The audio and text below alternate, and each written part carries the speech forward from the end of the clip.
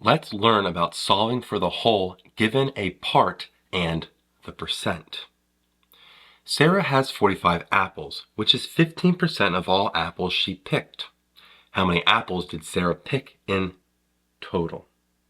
Okay, if we want to make a little equation here for this, the number of apples, 45 apples, this part is equal to 15% right there of all the apples she's picked. So 15% times the total gives us that 45 apples.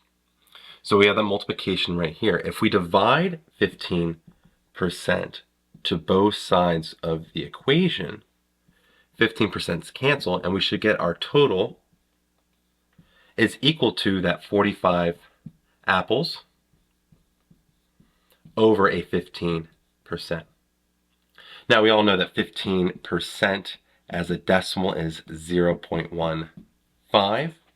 So if we kind of flip this around, we'll say our total here is equal to 45 apples over, instead of 15%, 0.15. And 45 divided by 0.15 is 300.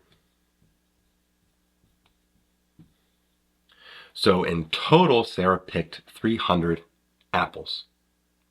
I hope you learned something here about solving for the whole given a part and the percent. And as always, thanks for watching.